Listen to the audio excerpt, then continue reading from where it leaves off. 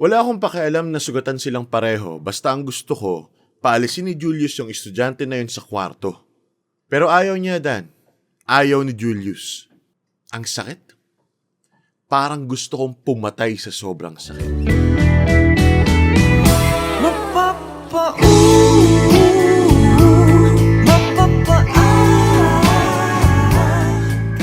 Hello Dan, tawagin niyo na lamang po ako sa pangalang Angie ng Bulacan.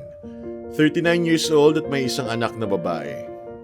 10 years na po kami ng tatay ng anak ko pero hanggang ngayon ay hindi pa rin po niya ako pinapakasalan. Teacher po ang live-in partner ko, Dan. Mabait at dating seminarista. Sa school po kami nagkakilala dahil doon din po ako nagtatrabaho bago po kami magkaroon ng anak. Mabait naman po ang live-in partner ko na si Julius. Sweet at talagang maasikaso. Maalaga rin po siya sa anak namin na sobrang mahal niya. Talagang husband material. Kaso, mukhang malabo pa rin yung pangarap ko na maikasal kaming dalawa, lalo na nang madiskubre ko ang katotohanan tungkol sa pagkatao niya. January nitong taon nang naaksidente si Julius. Nabangga ang motor na minamaneho niya ng isang kotse. Nakatanggap po ako ng tawag noon mula sa pulis bandang 7:00 ng umaga. Pagdating ko sa ospital, nalaman ko na dalawa pala silang naaksidente sa motor. Sabi ng pulis may angkas siyang estudyante. Hindi naman napuruhan ng estudyante at galos lang ang natamo. Datnan ko pa nga na nakaupo ang estudyante sa tabi ng partner ko, hawak-hawak ang kanyang kamay. Doon pa lang, kinutuban na ako, Dan. Nung tinanong ko sila kung bakit magkasama sila, walang makasagot sa akin. Kumukulo ang dugo ko sa galit dahil magkahawak pa nga sila ng kamay nung naabutan ko. Wala akong pakialam kung sugatan silang pareho, basta ang gusto ko, paalisin ni Julius ang estudyante na yon sa kwarto. Pero ayaw niya, Dan. Ayaw ni Julius.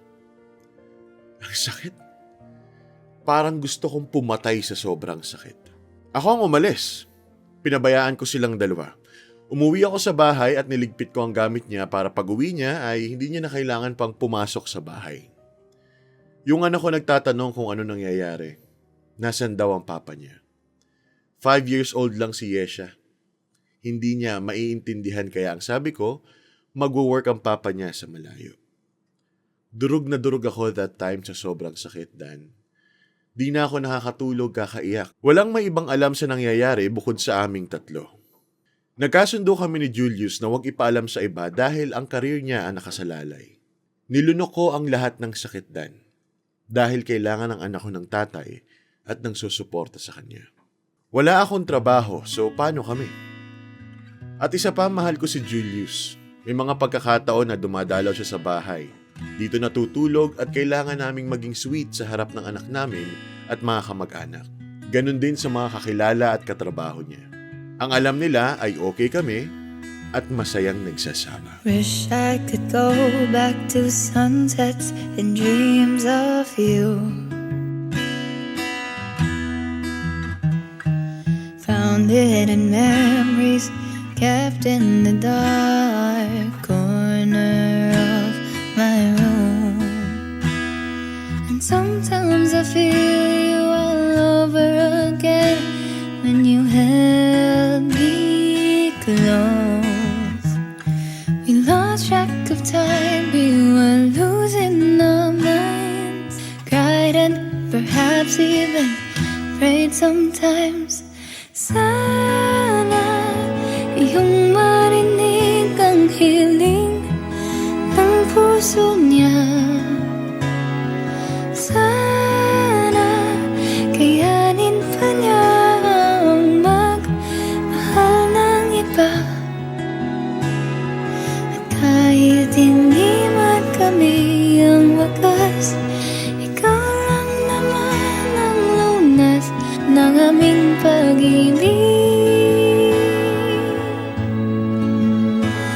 Kahit wala na kami. Hanggang ngayon ay sila pa rin nung karelasyon niya. Nalaman ko na 1 taon na pala sila nung estudyante. Ilang buwan na ang nakakalipas pero hanggang ngayon, nakatago lang sa puso ko ang lahat ng sakit.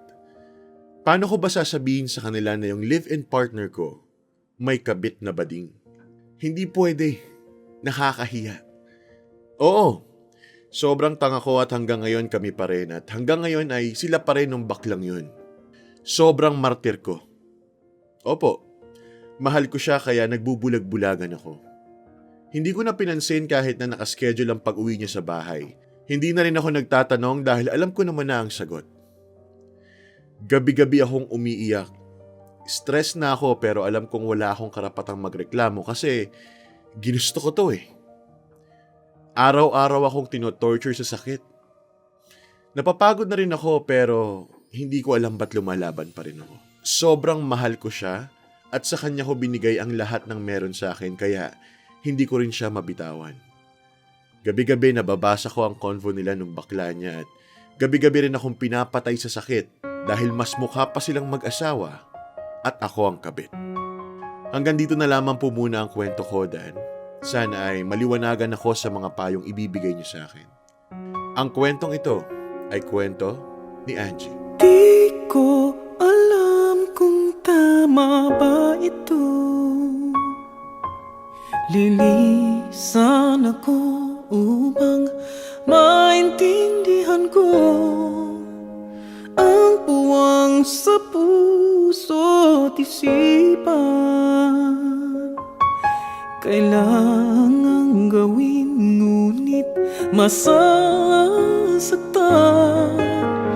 Iiwasan kong landas nating pinagdaanan. Pipilitin kong kalimutan ka. Hanggang dito na lang pilit ko mang ipaglaban ating pagmamahalan. Ito'y baliwala sapagkat ako'y iniwan. Hanggang dito na lang ikaw itong nagpaalam. Alam kong hanggang dito na lang.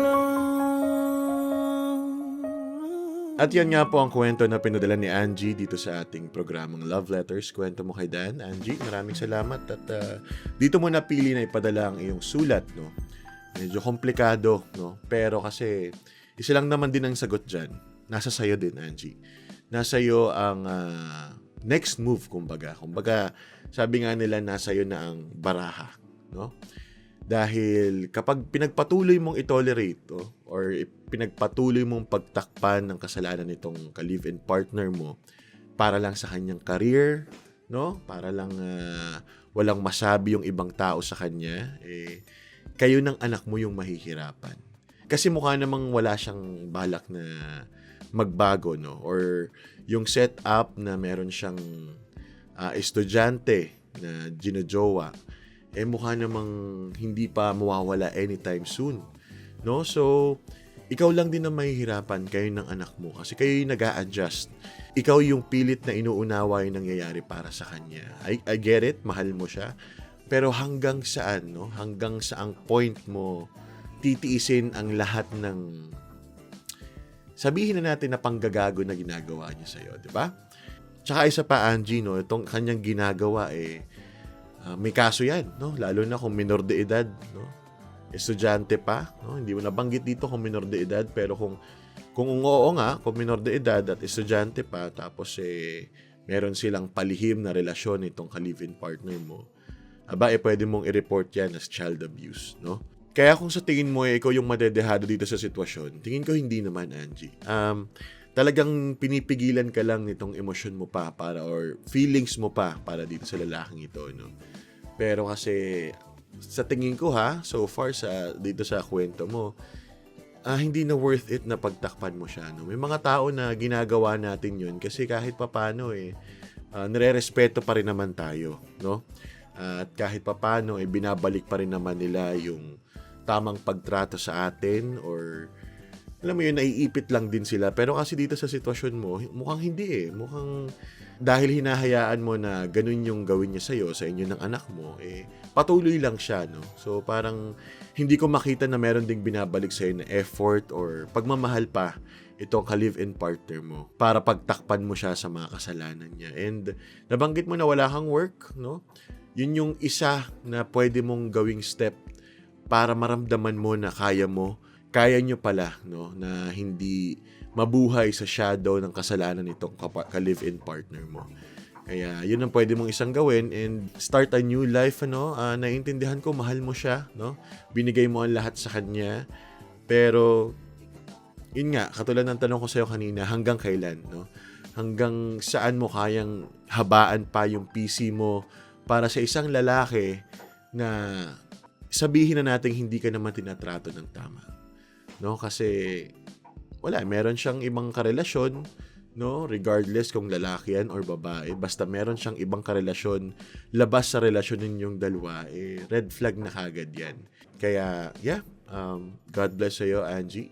Sana makita mo pa yung self-worth mo habang pinagdadaanan mo yung ganitong sitwasyon, no? Itong ganitong mahirap na phase ng buhay mo. Pero eventually, makukuha mo yung courage, no, to start a new life, to start independently kasama itong iyong anak, no? And once again, maraming salamat dahil napili mong sumulat dito sa ating programang Love Letters, Kwento Mo Kay Dan. Sa mga gusto ring sumulat katulad ni Angie, no, na gusto ring mabasa ang kanilang kwento ng buhay dito sa ating munting programa, pwede nyo ipadala ang inyong mga letters sa aking Facebook page, Dan Capucion, o kaya naman sa aking TikTok account at Dadanthology. At babasahin din natin yan dito.